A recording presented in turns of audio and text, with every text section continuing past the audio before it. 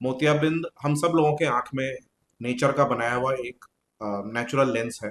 मोतियाबिंद बहुत कम उम्र में नवजात बच्चों को भी हो सकता है। यंग पीपल्स में आजकल हम लोग देख रहे हैं कि एक अलग तरह का कैटरेक्ट है, जो कई तरह का स्टेरॉइड का सेवन कर रहे हैं। कई दफे 40 या 50 साल की उम्र में जो लोग रात में गाड़ी चलाते हैं तो सामने से लाइट आती है तो ग्लेयर, रोशनी का कम होना, चश्मे का नंबर बहुत रैपिडली चेंज होना होता है। कंट्रोल हम नहीं कर सकते। This is a normal ageing process. जैसे जैसे लेंस की उम्र बढ़ेगी तो हर व्यक्ति को एक किसी ना किसी दिन किसी ना किसी एज में जाके मोतियाबिंद होना एक्सपेक्टेड है। नमस्कार। आज हम बात कर रहे हैं एक आम लेकिन गंभीर समस्या की, जिसे लोग अक्सर नज़रअंदाज करते थे। जी हाँ, हम बात कर रहे हैं मोतियाबिंद की। और अभी हम मौजूद हैं एएसजी हॉस्पिटल जमशेदपुर में, जहाँ हम आई स्पेशलिस्ट से जुड़ेंगे और जानेंगे सब कुछ मोतियाबिंद के बारे में। तो चलिए जुड़ते हैं उनसे और इस जानते हैं कि आखिर मोतियाबिंद के लक्षण क्या होते हैं और इसे ठीक करने के क्या उपाय हैं। नमस्कार सबको। और मैं doctor Nitesh Singh, regional CEO ASG eye hospitals. So ma'am, पहले तो thank you for coming and अपना कीमती समय निकाल कर आप आए और ये जानकारी लोगों को पहुंचाने का बहुत अच्छा काम कर रही हैं आप। तो सबसे पहले जो सवाल है कि मोतियाबिंद क्या होता है। मोतियाबिंद हम सब लोगों के आंख में नेचर का बनाया हुआ एक नेचुरल लेंस है, जो कि समय के साथ लेंस में उसकी ट्रांसपेरेंसी कम हो जाती है। और वो ट्रांसपेरेंसी कम होने के कारण जो लाइट है वो रेटिना तक पहुंच नहीं पाती, बीच में लेंस का ही अवरोध आने लगता है, जिसको हम लोग मोतियाबिंद कहते हैं। Basically opacification of the lens is मोतियाबिंद। तो मोतियाबिंद कई तरह का हो सकता है। कुछ जन्म से ही होते हैं, कुछ एज के साथ होते हैं, कई बार चोट लगने की वजह से हो सकते हैं, कई सारी और बीमारियां हैं जिसका कई सारी दवाइयां हैं जिसके कारण हो सकते हैं। तो ये कई दफ़े स्लिट लैम्प एग्जामिनेशन और डिटेल हिस्ट्री लेने के बाद हम ये पता चलता है कि मोतियाबिंद क्या है और क्यों हुआ है और आगे उसको कैसे ट्रीट करना है। तो ये बेसिकली किस एज ग्रुप के लोगों में होता है? तो जैसा कि मैंने बताया मैम, मोतियाबिंद बहुत कम उम्र में नवजात बच्चों को भी हो सकता है, कंजेनिटल कैटरेक्ट बोलते हैं उसको। उसके बाद डेवलपमेंटल कैटरेक्ट होता है, जो शुरू के फॉर्मेटिव ईयर्स में 5 to 15 ईयर्स की एज में होता है। Then there is young peoples में आजकल हम लोग देख रहे हैं कि एक अलग तरह का कैटरेक्ट है, वो पोस्टिया सब कैप्सुलर कैटरेक्ट, या जो कई तरह का स्टेरॉइड का सेवन कर रहे हैं, या बहुत सारे जो बॉडी बिल्डर्स हैं जो एंड्रोजेंस ले रहे हैं, उनके साथ भी कई लोगों को हो रहा है। कोई ट्रॉमा की हिस्ट्री, किसी को चोट लग जाए तो किसी भी उम्र में हो सकता है। बट आमतौर पर जिसको हम क्लासिकल एज रिलेटेड मोतियाबिंद बोलते हैं, एज रिलेटेड कैटरेक्ट, वो थोड़ा 50 से ऊपर, 60 के ऊपर के एजेस में ज़्यादा कॉमनली पाया जाता है। अगर बात करें इसके सिम्टम्स की, तो वो क्या होती है? कैसे पता चलेगा कि हमें कैटरैक्ट होने वाला है या हो चुका है? तो नेचर ने हमें दो आंख दिए हैं, तो कई दफे एक आंख में प्रॉब्लम हो रही होती है तो दूसरी आंख उस पार्ट को कवर कर लेती है, तो कई दफे काफी लेट टाइम तक ये अनडायग्नोस रह जाता है। कभी मरीज कोई काम जब एक आंख से एक आंख बंद करके करता है तो उसको समझ आता है कि नहीं, मुझे देखने में दिक्कत हो रही है। कॉमनली दूसरे सिम्टम हो सकते हैं जो एज के साथ होता है। कई दफे 40 या 50 साल की उम्र में जो लोग रात में गाड़ी चलाते हैं तो सामने से लाइट आती है तो ग्लेयर होता है, सामने की लाइट का पूरा एक बड़ा प्रतिबिंब बनता है, जो कि दिन में उतनी प्रॉब्लम नहीं होती। जो कि बाकी जब वो सामने वाली गाड़ी चली जाती है तो देखने में प्रॉब्लम नहीं होती है, पर जब सामने से लाइट आती है तो ग्लेयर होता है। तो ग्लेयर, रोशनी का कम होना। पहले जो कहते हैं कि हम टीवी देख रहे थे तब हम नीचे स्कोर पे देख पा रहे हैं, न्यूज पढ़ पा रहे हैं, जो अब हम नहीं पढ़ पा रहे हैं। चश्मे का नंबर बहुत रैपिडली चेंज होना हो सकता है। और कुछ लोगों को सेकंड साइट आ जाता है, जैसे कि 40 के बाद हर व्यक्ति को नजदीक के विजन में चश्मे की जरूरत पड़ती है, जिसे प्रेसबायोपिया कहते हैं।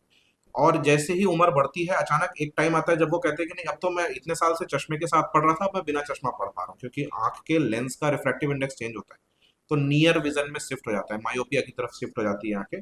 तो कई बार मरीज बोलते हैं कि अब तो मेरी आंखें बेहतर हो गई हैं, मुझे नजदीक का बहुत अच्छा दिखने लगा है, बिना चश्मे का दिख रहा है, पर दूर की विजन काफी कमजोर हो गई होती है। तो उन लोगों को जरूर एक बार चेक करना चाहिए। इसका मोस्ट कॉमन कॉज कैटरेक्ट या मोतियाबिंद हो सकता है। तो मोस्टली हम लोगों ने देखा है कि ये प्रॉब्लम जो फीमेल्स होती है, महिलाएं, उनमें ज्यादा होती है। तो इसकी वजह क्या हो सकती है? ये महिलाओं में ज्यादा होता है ऐसा तो नहीं पाया गया है। हम लोग ज्यादा जानते हैं महिलाओं को होता है क्योंकि वो ज्यादा मेडिकल अटेंशन सीख करती हैं, या उनको उनके जो इंडोर काम्स है उसमें ज्यादा उनको तकलीफ होती है, मोबाइल देखने में या टीवी देखने में, या if they are cooking something तो उसमें बारीक चीजों को देखने में दिक्कत होती है, तो they take the attention, medical attention earlier, वो पहले अस्पताल आ जाती है, ज्यादा चेक कराती है। But usually age sex wise distribution is, gender wise distribution is same for male and female. तो अगर इसको हम लोगों को कंट्रोल करना है, तो इसके क्या तरीके हो सकते हैं? या फिर ऑपरेशन कराना होगा या फिर मेडिकेशन से भी वो ठीक हो तो जाएगा? हम लोग, आपने सवाल बहुत अच्छा पूछा है कि हम इसे कंट्रोल कैसे कर सकते हैं। कंट्रोल हम नहीं कर सकते। This is a normal ageing process. समय के साथ बाल सफेद होंगे, बहुत सारे जड़ी बूटी और बहुत सारे योगासन और बहुत सारे तरीके हैं, लोग कहते हैं कि ये करिए आपके बाल सफेद नहीं होंगे, पर ऐसा नहीं है। बाल सफेद होना एक नॉर्मल एजिंग प्रोसेस है। स्किन में झुर्रियाँ आएंगी, बॉडी में कुछ कुछ पार्ट्स हैं जो थोड़े कमजोर होंगे समय के साथ, वैसे ही लेंस की अपनी एक मैच्योरिटी है। जैसे जैसे लेंस की उम्र बढ़ेगी तो हर व्यक्ति को एक किसी ना किसी दिन किसी ना किसी एज में जाके मोतियाबिंद होना एक्सपेक्टेड है। इसको रोक तो हम नहीं सकते किसी भी तरह से। बहुत सारे लोग हैं, बहुत सारे अलग अलग चिकित्सा पद्धति है, ये दवाई खा लीजिए, ये सिरप पी लीजिए, ये एक्सरसाइज कर लीजिए, पर ये सारी भ्रांतियां हैं, ये सारे मिथ हैं। इन चीज़ों से कोई फर्क नहीं पड़ता। जिनको मोतियाबिंद जेनेटिकली डिटरमाइंड है, जब वो जिस एज में होना है वो होगा। और ट्रीटमेंट किसी भी मेडिसिन से मोतियाबिंद का कोई ट्रीटमेंट नहीं हो सकता है। किसी भी मेडिसिन से एक बार जो लेंस ओपेक हो गई उसको वापस ट्रांसपेरेंट नहीं बनाया जा सकता है। एकमात्र उपाय है, जब मोतियाबिंद इतना हो जाए कि आपको तकलीफ हो रही हो अपने रोजमर्रा के काम में, तो आप उसकी सर्जरी करा लें। आजकल के जो लेटेस्ट टेक्नोलॉजी के लेंसेज हैं, जो पैटर्न है सर्जरी का, it is very safe, very effective. बहुत जल्दी रिकवरी होती है, बिना किसी सिलाई के, बिना किसी पट्टी के, इवन बिना किसी दर्द के सर्जरी होती है। मरीज कई बार घबरा के आते हैं और जब वो सर्जरी हो जाती है तो बोलते हैं अच्छा सर इतना सा ही था, इतना सा के लिए मैं इतना डर रही थी या डर रहा था। तो ये अच्छी बात है कि बहुत सिंपल है इसका उपचार, और सही समय पे कराएंगे तो और भी इजी और आराम तरीके से किया जा सकता और ऐसा सुना जाता है कि लोग कहते हैं, मतलब जो भी डॉक्टर्स हैं, मोस्टली डॉक्टर्स ऐसा कहते हैं कि मोतियाबिंद होना ही होना है, हर इंसान को ये जरूरी है कि एक बार होगा ही। तो ये है। सच है? एक बार तो होगा, ये नॉर्मल एजिंग प्रोसेस है कि हर व्यक्ति एक समय पे बूढ़ा होगा, वैसे ही लेंस में होगा। हालांकि अपवाद है, कई बार हमने देखा है 100 साल के एक मरीज है हमारे, उनको अभी तक मोतियाबिंद नहीं हुआ है, बट ये थोड़ा अनकॉमन है।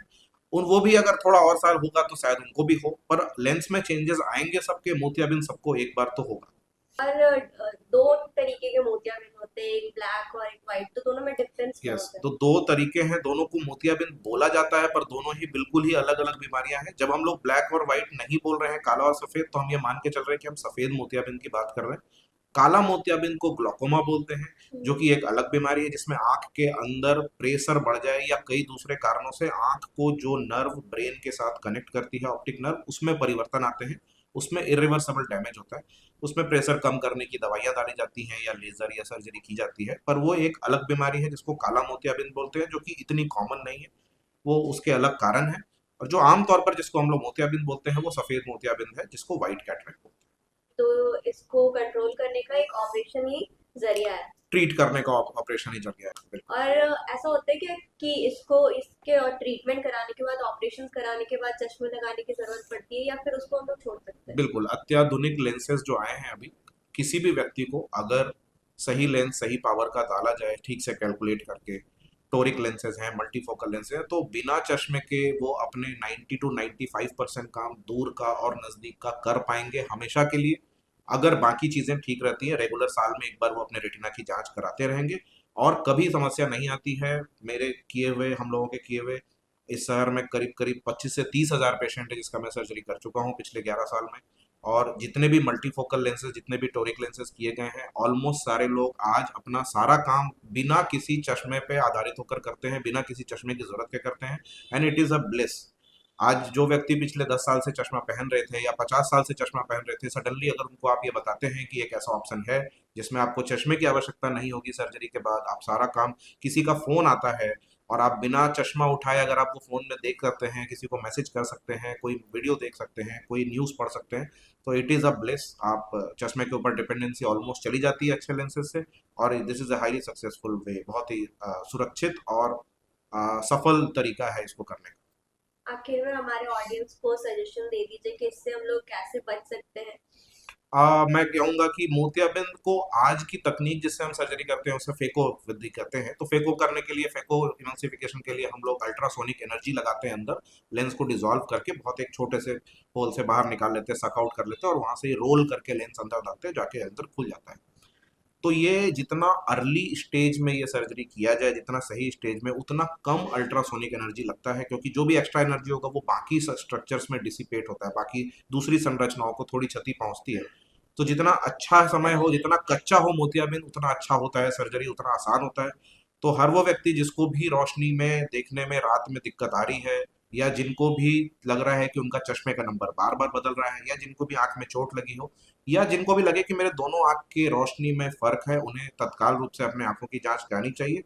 और पहले एक ऐसी सोच थी कि मोतियाबिंद के बाद, चूंकि हम लोग ऑपरेशन के बाद 7 दिन पानी नहीं लगाने के लिए कहते हैं, पहले पुरानी विधि से करते थे तो 1.5 महीने ही करते थे, तो इसलिए सारे लोग एक तरह से धीरे धीरे ये ट्रेंड बन गया था कि विंटर में ही सर्जरी कराएंगे, क्योंकि 1.5 महीने तक आप नहाने नहीं देंगे किसी को भी तो बहुत कष्टकारी काम हो जाएगा। पर अब जो सर्जरीज होती है 7 दिन के बाद आप सारी एक्टिविटी इंक्लूडिंग हेड बाथ आप रिकवर रिज्यूम कर सकते हैं, कहीं कोई समस्या नहीं है। तो सर्जरी इजी है, सर्जरी से डरने की जरूरत नहीं है। सर्जरी के बाद it is a life changing surgery. आप सर्जरी के बाद जो आपको विजन मिलता है, आज किसी को नहीं दिख रहा है और वो चल रही हैं और वो गिर रही हैं और चोट लग रहा है, कुछ और फ्रैक्चर हो रहा है, दूसरी प्रॉब्लम्स हो रही है, वो सारी चीज़ें चली जाएंगी। और मुझे लगता है कि नेचर की बनाई इस सुंदर सी दुनिया को देखने का सबको हक है, and everyone should get checked. और जिनको भी वो तकलीफ है, they can come and they can get treated और सब अच्छा हो जाएगा।